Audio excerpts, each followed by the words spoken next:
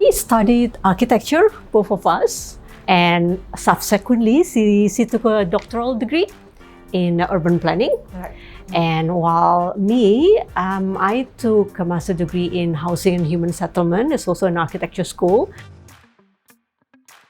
I think probably this is quite a classic story. I think when you are working on something and then you get bored and then suddenly you think like, okay, we want to do something different. You ask us whether we still love architecture? Definitely. You know, sometimes when we walk past a very nice architectural project, we say like, oh, I wonder if we are, if we're still doing that, what we will be. A lot of people asking us about the new direction, but I mean, for both of us, it doesn't feel that it's a completely new direction. We are still designing for human.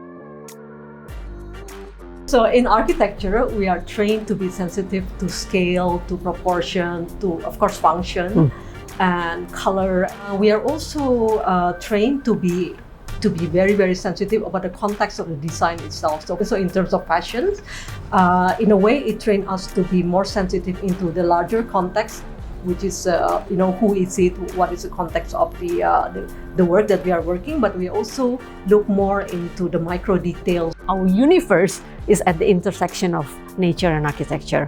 So this is something that we like to do.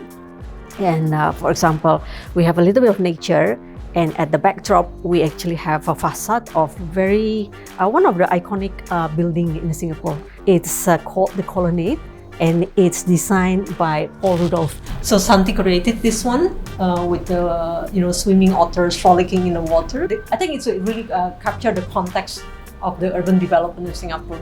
The context of time.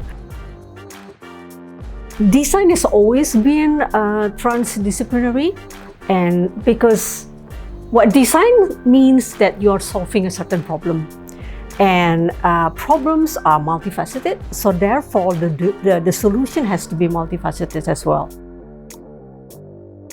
As a designer, we have to be very agile and flexible in terms of looking what is happening around us. And of course, now with the pandemic, it really underlined the necessity of being flexible and being observant, basically. And we need to be observant in terms of how the market preferences change and also how the customer behavior also change.